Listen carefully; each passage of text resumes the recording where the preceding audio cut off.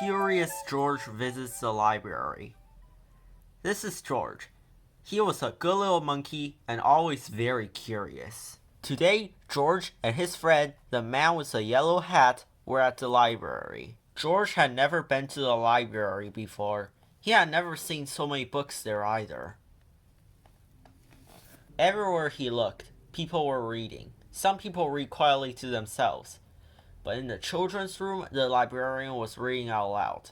It was story hour. George loved stories. He sat down with a group of children to listen. The librarian was reading a book about a bunny. George liked bunnies. Behind the librarian was a book about a dinosaur. George liked dinosaurs even more. He hoped she would read it next. But next, the librarian read a book about a train. George tried to sit quietly and wait for the dinosaur book to be read, but sometimes it is hard for a little monkey to be patient. When the librarian started a story about jungle animals, George could not wait any longer. He had to see the dinosaur book. He tiptoed closer. "Look, a monkey!" shouted a girl. The librarian put her finger to her lips. "We must be quiet so everyone can hear," she said nicely. "But there's a monkey," said a boy. The librarian nodded and smiled.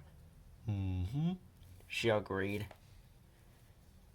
When she finished reading the jungle story, the librarian reached for the dinosaur book. Where did it go? And where was George? George was all ready to take the dinosaur book home and read it with his friend when another book caught his eye. The book was about trucks.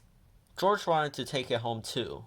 And here was a book about elephants. George loved elephants. He added it to his pile. George found so many good books. He soon had more than he could carry. He leaned against a shelf to rest. "Squeak!" went the shelf. "Shh!" said a man. "Squeak!" went the shelf again, and it moved. Why? It wasn't really a shelf after all. George had found a special cart for carrying books. What luck! Now George could carry all the books he wanted. He rolled the cart between the shelves and stacked up books about boats and kites and baking cakes. He climbed higher to reach books about cranes and planes. At last George had all the books he could handle. He couldn't wait to head home and start reading. And right in front of him was a ramp leading to the door. George was curious. Could he roll the cart all the way home? Down the ramp George went. The cart rolled faster and faster. "Stop!" a library volunteer shouted. "Come back here with my cart!" But George was too excited to listen. The cart was picking up speed, and George was having fun. Until, crash! George and the cart ran smack into a shelf of encyclopedias. Books flew up in the air, and so did George. He landed in a big pile right between O and P. "Oh no," moaned the volunteer when he saw the mess George had made. "How am I going to put away all of these books?" "I'd like to borrow this one," said a boy from Story Hour. "And I'll take this one," said a girl.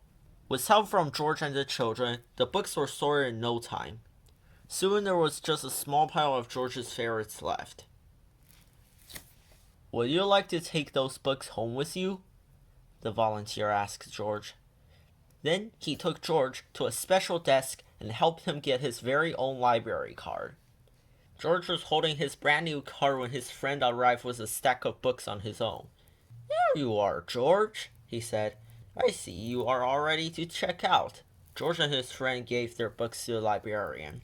She smiled when she saw George's pile. "I was wondering where this dinosaur book went," she said. "It's one of my favorites too." The librarian stamped the books and handed them back to George. With his books under one arm, George waved goodbye to the volunteer, the librarian, and the children from Story Hour. "Come and see us again, George," the librarian said, waving back, "Enjoy your books." And he did.